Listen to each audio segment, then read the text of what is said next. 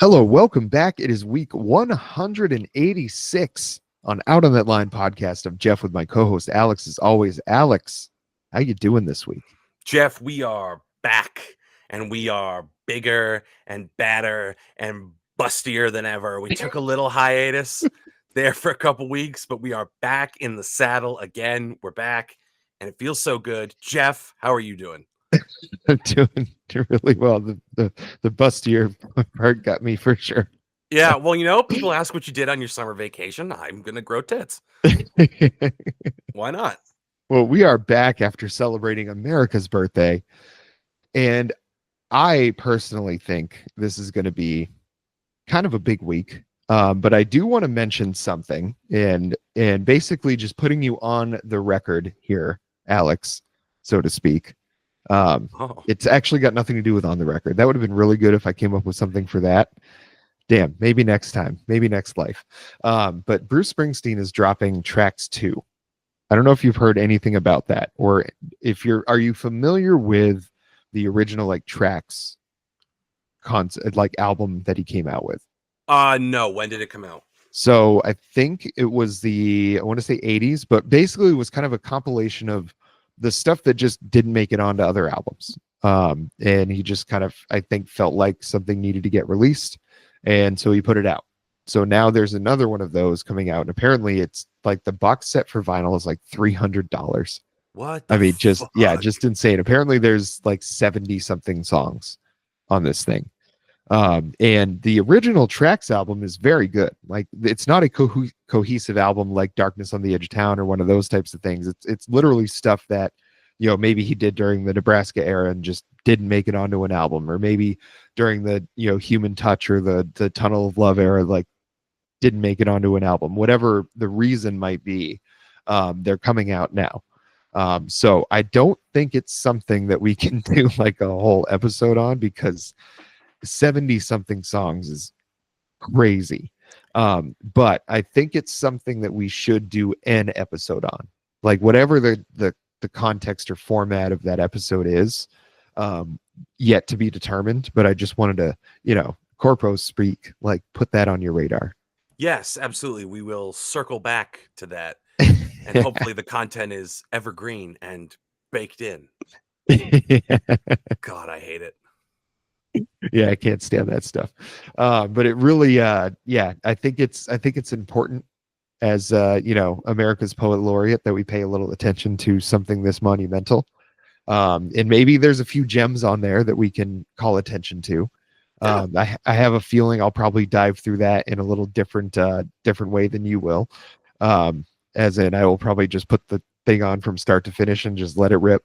But it's something I'm looking forward to. It's always good to get more content from him. It seems like even the albums kind of later in his career lately have had some really good moments to them. Maybe not the same as like his late 70s and 80s run.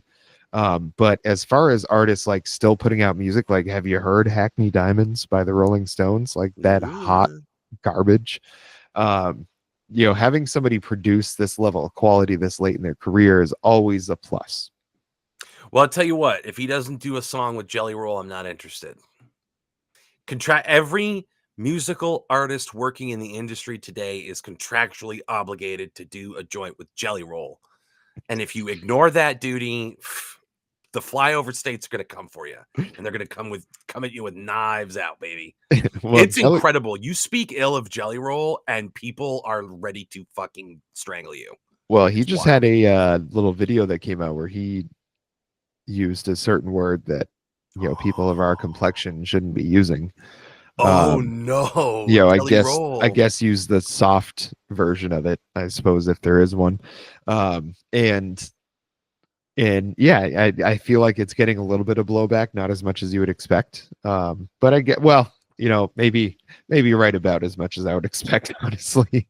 Well, these days, yeah. It's more of a rite of passage than a cancelable offense now. Yeah, that's unfortunately true, I think, with that side of Nashville. But we're going to talk about a different side of Nashville. I didn't even mean to do that segue, Alex. It just worked out like that. Yeah, whoa. We're firing on all cylinders this evening. So we're going to talk about Eric Church in the newest album, Evangeline versus the Machine. Now, I've been a pretty decent Eric Church fan for a long time now, mostly the Mr. Misunderstood album, and then probably 5 or 6 other songs from some other albums. Really couldn't tell you which albums they're from, but like Springsteen, Carolina, there's songs. I suppose that's from the Carolina album, would make sense. But I've always really appreciated Eric Church and kind of his place in country music. So I was excited when this album came out because I saw it actually got a decent amount of buzz. And I did just see him at a charity event and saw like a live kind of like private concert from him and was pretty floored by just how good it was and how good he just really controls a room. It seems like he's just kind of a bona fide country music star and maybe not the first one people think of when they think of like who's the most popular country music musician. And I think he's got to be on the list of the most successful ever because he's been doing it for 20 years now. I think his first album was 2006. Yeah, I don't know off the top of my head from my research, but I this is something I'd like to dig into with you. What do you see as the thing that sets him apart, that in your eyes makes him so great? What's the appeal?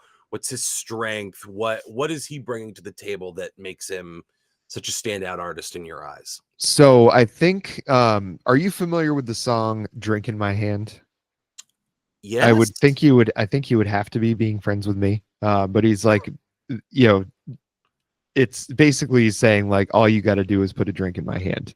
Like, it's not hard to impress me. But what I like is he does these. He's very much a like kind of a Springsteen style songwriter. I think that's number one thing that I realized about him to start with. Like, he literally has a song called Springsteen. And in a lot of ways, I probably doesn't dive into the depths like Springsteen does on really the kind of poetic aspect of things. But maybe more the way he tells stories, kind of the way he uses characters within songs and things like that is very similar, kind of in that vein of songwriting. I think he's always also been very willing to kind of go outside the box of what you'd consider like kind of classic country music instrumentation. I don't know if I'd put him on obviously the same level as like a Sturgill Simpson or even like a Tyler Childers on the Can I Take My Hounds to Heaven album. I don't know if I'd put it quite that level, but it's certainly a lot more than any other like mainstream country music artists are doing.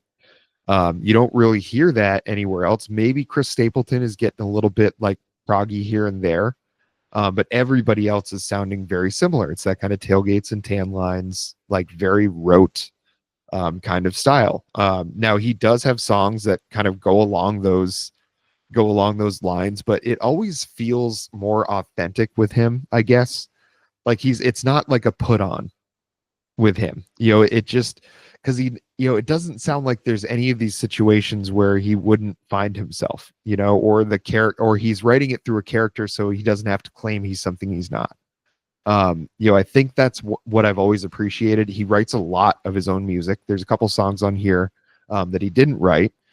One notably, and you probably know that, but it's really, I think he always really serves the song. I think what holds him back is maybe as a vocalist, he's not like the greatest one. But that's really the only kind of criticism I've really ever had of him, is that maybe his voice isn't like a Chris Stapleton level voice. But I think Eric Church's place in country music, like as a mainstream, and that's the important part, is a mainstream country music artist. Like, he is pushing boundaries of that particular kind of bubble of the genre. Okay, interesting. Because I in the research that I did, I really didn't see him embroiled in like a lot of controversy. The No. two worst things I saw were he canceled an appearance once so he could watch the NCAA finals. Yeah, Um, that was and just recently. yeah, and then the Yeah. other one was he did a performance at Stagecoach, which for those not in the know is like country Coachella. Um, and people were kind of baffled by it because they're really kind of in a festival setting. It's a difference between your festival appearance and your concert. So, like, when I went to see Sturgill as Johnny Blue Skies in Mm-hmm. Boston in November, he's in his Jerry era. I think I've said many times, and he was Yeah. just jamming. It was a lot of jams, no talking, no lulls between songs, and between the hits, he covered Purple Rain. He Mm-hmm. teased doing China Cat Sunflower by Grateful Dead, but it was a lot of jam, and it was phenomenal. You don't get away with that at a festival. You have limited time, and when you're headlining, they're like, "You better do the bangers." Sabrina Carpenter shows up, she better do fucking Espresso. She Mm-hmm. better do Please, Please, Please. She better do Juno and hit the Juno position and make it interesting, because, like, that in a festival setting is what people came to see. I think it's a little bit of a poo-poo platter type thing where, you gotta be a Sturgill diehard to pay the money just to see Sturgill and fill up on what's gonna be a mixture of hits and then some interesting surprises. Mm-hmm. And so when he made this appearance at Stagecoach, he did like an all acoustic gospel set, Mm-hmm. and it really knocked people for a loop. And I guess people were very pissed. And I try to think about it and be like, what could someone like Sturge or Tyler Childers or Margot Price do that would make me like that upset? Nothing Mm-hmm. really comes to mind, but I think it speaks to a certain extent about the Eric Church fandom. They are Mm-hmm. not, on the whole, a very objective people. Little bit of a beehive Swifty thing going on. And I'll be totally honest, I do not get it. I Mm-hmm. think he seems like a nice enough guy. The song, what's the one on here? Darkest Hour. Mm-hmm.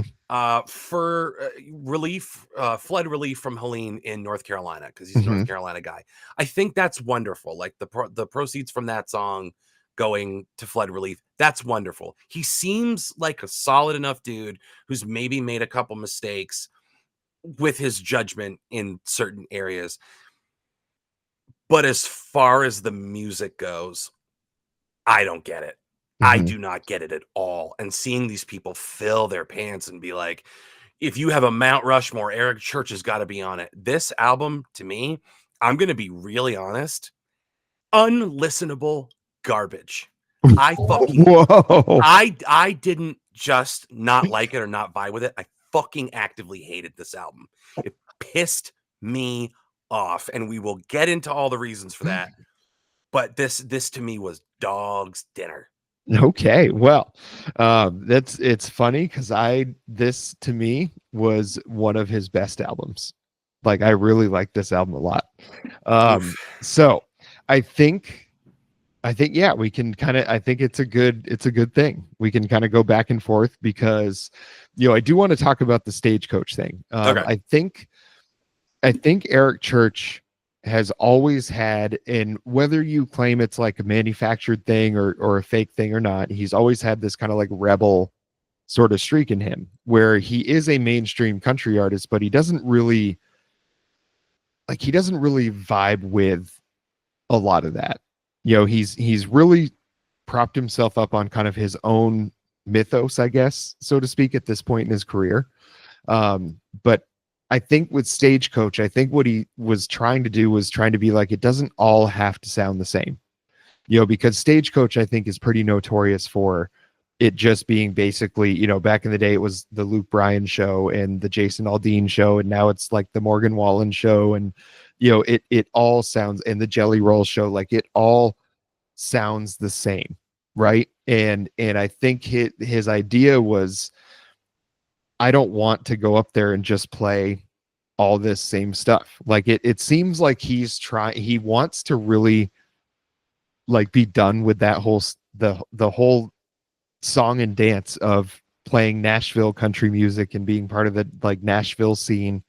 Like if he could just probably stop playing music altogether or just stop being Eric Church altogether, he'd probably do it. I think he takes a lot of influences from other places. And I think on this one in particular, I think there is a lot of influence of something like a Sturgill Simpson or kind of what Tyler Childers has been doing in country music, a little bit of what like Coulter Wall has been doing in country music. I think this is his way of trying to be like reaching between the glitz and glamour of what's it, Beale Street in Nashville or whatever whatever the main street is in Nashville, and like Beale Street's in Memphis, I believe. Memphis, whatever. What is it on? Whatever it is in Broadway, I I think it's think just is Broadway, yeah. yeah. You know, reaching between that style of country music and then the like almost like somewhat red dirt kind of country music, or that kind of Appalachian type of country music. Um, you know, I think he is trying to be like an ambassador of country music, so to speak, and trying to make it so it doesn't all have to be the same. Because I think he understands, just like we do, it's great when you get bands doing different things within a genre. You know, it's great when you hear something like, you know, you can have a band that's as progressive as like Wolfpack or something like that, and then a band that's like Coheed. They're both very progressive, but they're doing very different things. Like, it's good to have diversity in music. And I think he recognizes that. And I think where my appreciation for this album comes from is that he's taking that shot. And because I already appreciate Eric Church, I'm like, it's good that he's, as a mainstream country artist, that there's some people that are going to hear this album and absolutely hate it. And not for the same reasons you do, is because they're like real, you know, they're tailgates and tan lines kind of country fans. Are going to be like, this is garbage. This isn't real country. You know, you just didn't like it because you didn't, you know, the sound, you know, just didn't sound good to you. But I really think the, you know, the people that were pissed at his Stagecoach show because he didn't play the hits, you know, I think are the same people that are going to hate this album, and for a lot of the same reasons. I think for me, it hit. There were definitely some points where, you know, I think he could have done a little better. I think he definitely stretched his voice a little too much in a lot of places. And it was a little bit grating in a lot of places, but I think the effort is what I saw. And I've just seen in his career, like, a real progression of kind of like what he's willing to try. And for me, there's always been credit given for that. Well, and it's interesting because you kind of frame it like he's the antidote to tailgates and tan lines, whereas that's all I heard in this. Mm-hmm. Tailgate, oh my god, I can't talk. Tailgates and tan lines with this veneer on it, where I really think he outkicked his coverage. The production elements on top of it, French horns and like synth and Mm-hmm. stuff like that. And you're right, stretching himself vocally, particularly on Johnny, the theater kid energy coming off of that song, and just kind of like cribbing from Charlie Daniels band and doing, you know, clap hands doing the Tom Waits cover. It's like, you're gonna pick that. I guess I'm glad he picked that of all Tom Waits covers, because I Mm-hmm. love Tom Waits. Weirdly enough, my dad was super into Tom Waits, so like listening to Swordfish trombones on cassettes on drives to New Mm-hmm. Jersey was like a thing. And I really appreciate the theatricality of him and his voice and all these interesting things. And it just felt like you pick a weird song, it's kind of a letdown the way you do it. Again, I think sonically he outkicked his coverage because the production elements, it is way, way overproduced, and it's detracting from the songwriting, which I really tried to key in on. I'm like, all right, all right. So you know you don't like the production Mm-hmm. on this. You know you don't agree with all these choices. So dig in and like really try to listen to what he's saying. And when I got into it, I do believe it's authentic. I do believe it's authentic. I believe it's his authentic self and the best that he can do, and it's not interesting and it's not particularly creative. I didn't connect with any of it. And again, I Mm-hmm. don't think he's full of shit. I think he tried. He tried, but for the third time, outkicked his coverage. He tried, he didn't phone it in, but he bit off way more than he could chew from a production standpoint. And to me, this falls more in line with something like, you know, I like Luke Combs, a couple of his songs. Mm-hmm. You know, Long Neck, Ice Cold Beer Never Broke My Heart, Houston, We Got a Problem. Um, When It Rains, It Pours. And When It Rains, It Pours is gimmicky. And, Mm-hmm. you know, Beer Never Broke My Heart is gimmicky. And I enjoy them on that level. But he's pretty tan lines and tailgates. He's, you know, Crocs and Coors. Oh yeah. And then you get Morgan Wallen, who's just the fucking drizzling shits. Jelly Roll is fucking terrible. You get these guys, and Jelly Roll is not a good analog, but Luke Combs and Morgan Wallen, I think, are kind of more. I get more of that from this than I got Sturge or Mm-hmm. Tyler Childers. And not to necessarily put them on a pedestal like it's rarefied air. I think it's tremendous stuff, and they put themselves out there and they did different stuff, and I like genre bending. And I hate to only ever like have those two guys to go to, because you Mhm. could name any number of people. You got Charlie Crockett as a Yeah. throwback act, Orville Peck is a throwback with a twist. You have like a lot of people doing stuff in the space. I like the genre experimentation. Mhm. I don't need it to be particularly clean. I need it to be interesting, and I need it to be good. And this to me just melted into the tailgates and tan lines Yeah. aesthetic, and didn't do enough, as they say on Chopped, to transform the ingredients. You put a layer of overproduction and French horns on it.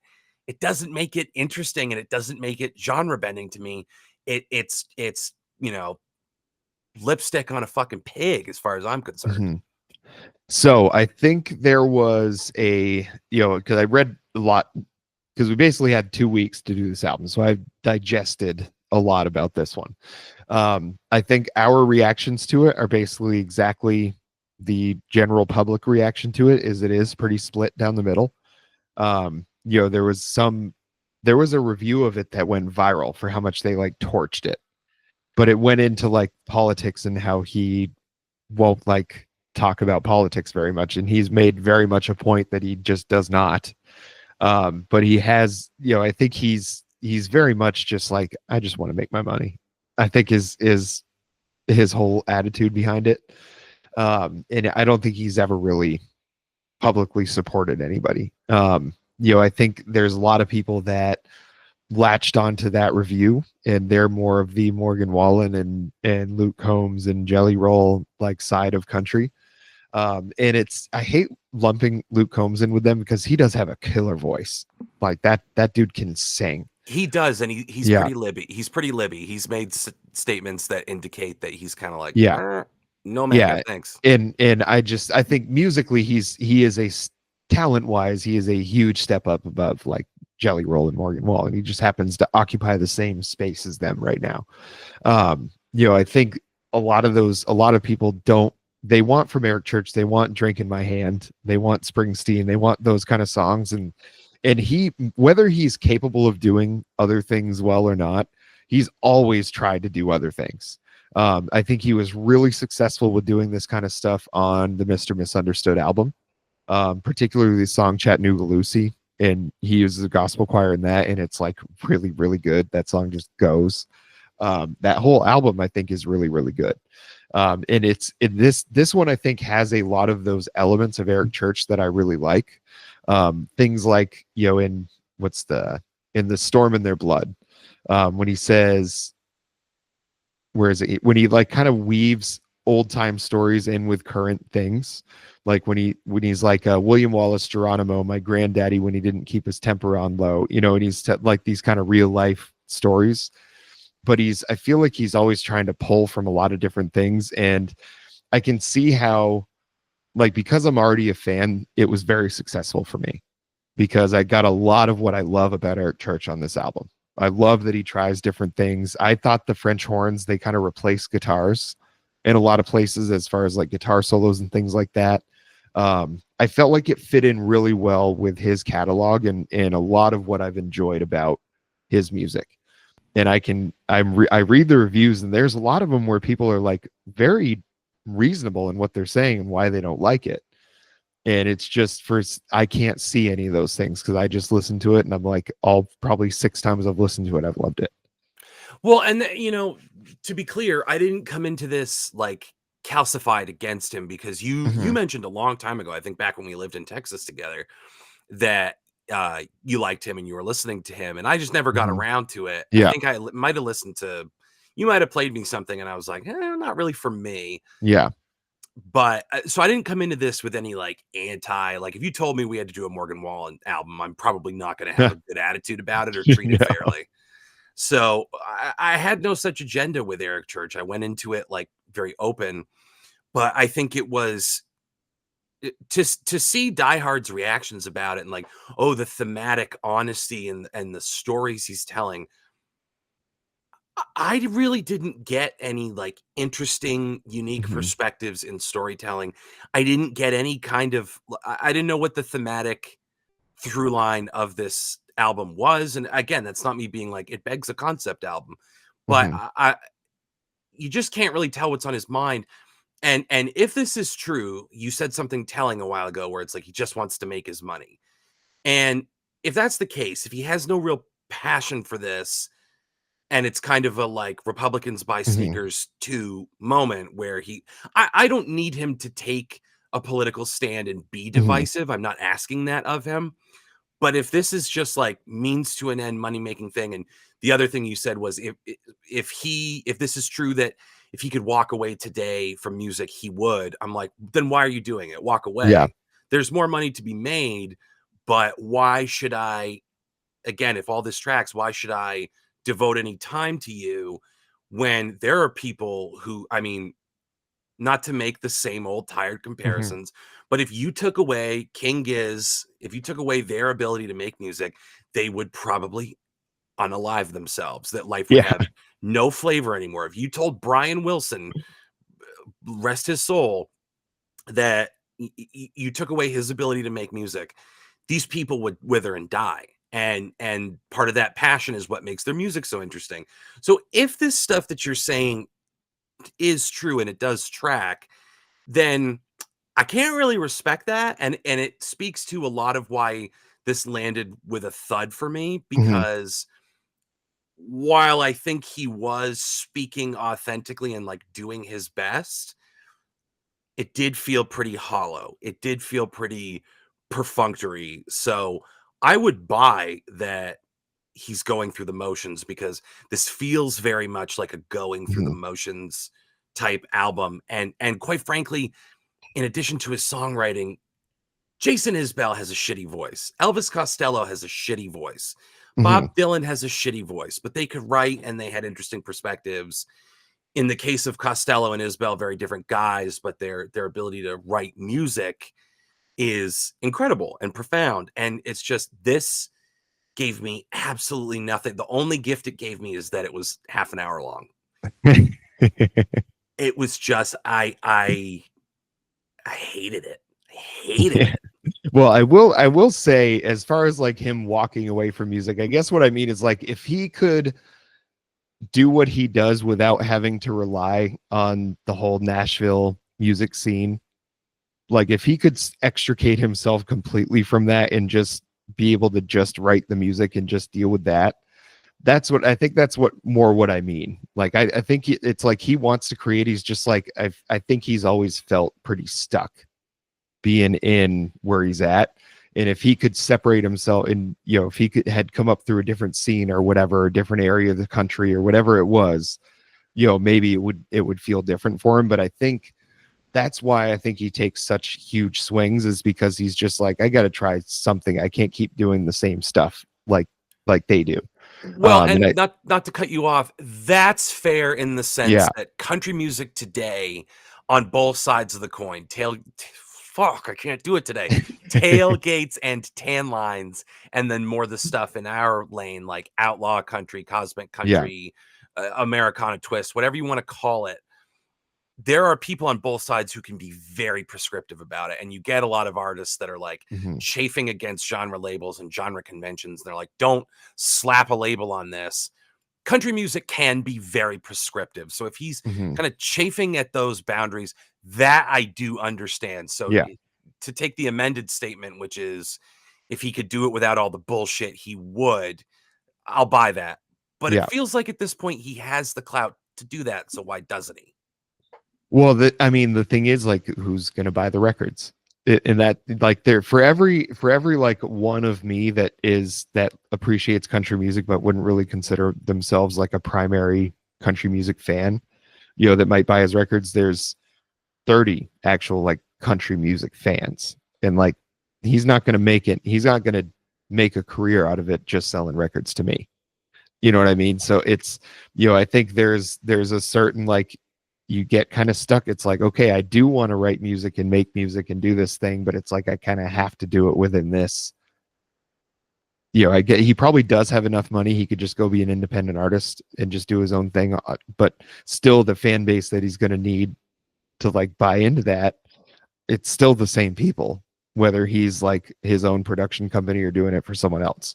It's just like it's such a. I think there's no genre that you can get pigeonholed in more than country music. I agree. I Yeah. agree with that. I think it used to be pop, and I Hmm. think pop has expanded in so many directions for better and worse. Um, but like I said, yeah, country is pretty prescriptive. But I feel like if he went truly independent, he's like, I'm going to start my own label. I'm moving my whole operation to North Carolina.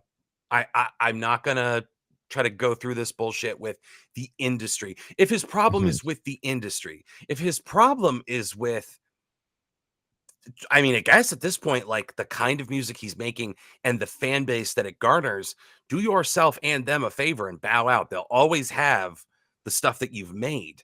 Hmm. So go open a bait shop, go become a golf pro, Yeah. go get drunk in the desert like Kevin Costner in Tin Cup. Like, find something else to do if you're that disenchanted with genre, the industry, your fan base, the music that you're writing. Hmm. It's just like the more we talk about this, the more I'm like, whatever his true feelings are, maybe he's happy as a clam and he's like, God, don't take this away. I love this. Whatever the actual reality of the situation is, the album to me reads like a guy who's fed up and disinterested and his heart is not in it. And that is with the full acknowledgement that I do believe he's being authentic and he put himself into it, but what's left of him went into it. You know what I mean? It Hmm. feels small, it feels reduced, it feels just uninteresting to me. And I, I Yeah. I think the genre swings, the attempt with the production didn't work. It it Hmm. it it it, it didn't cover anything up and it didn't enhance anything. It clashed. It stood out and it obfuscated the lyrics, and it wasn't necessary. And like, do whatever you want. Obviously, I'm not here to be like, well, they should have done this. I can say, oh, I would have liked if they had done this. Oh, if so and so did a jazz album, if Beyonce did a jazz album, like Dare to Dream. So it's not a demerit that you didn't do what I wanted, but you have to do something. Hmm. And this just felt very mailed in to me. It just felt very low effort and low reward as a result. I think we're about to get a very rare score I on think this so. podcast. I think because it's going to be a buy it from me. Like I was pretty enthusiastic about this one, and it's going to go into the rotation for me for sure. I like this album a lot. I'm introducing a new subcategory here, which is dump it. Oh no. Don't even skip it. Like, give it the time to take it and throw it in the fucking trash. This was bad. And we're gonna get so many angry comments. This is Yeah, I both my ways. oh, my PTSD from Walker Hayes is kicking in Yeah. because those people were like, you don't understand. The best part of you rolled down the crack of your mama's ass and wound up a stain on the mattress. You fucking plebe. Yeah. Not that none of those people that left those comments would know what a plebe is. They can barely wipe their ass. But we're gonna get so many angry comments. They're like, you don't get it. To which I go, Mhm. what's to get? What is to get? This is not like Lonnie Holly, like conceptual. You do that album, it's like, ooh, you really kind of got to work on that. There are some Mhm. songs, Fontaine's DC, Idols, kind of demand something of you. So it can be punk, it can be country, it can be pop, it can be rock, it can be experimental. There are a lot of things that demand your intellectual curiosity and your attention. There are a lot of things that are just great music and fun to listen to, and you Mhm. get engrossed in them, and it's wonderful. I don't know what there is to get or not get about this album. So I'm Mhm. sorry. I don't have anything against him as a person. I wish him well. If he finds some dazzling new avenue to take where he surprises the hell out of me, I'm willing to hear it, but banished to the far recesses Oh of no. my Spotify. No Jelly Roll, no Eric Church, no Morgan Wallen, Oh no more no. Luke Combs, no Luke Bryan, no Jason Aldean. Like, put them in the pot, get them out of here. You're saying all their names, they're gonna pop up for you.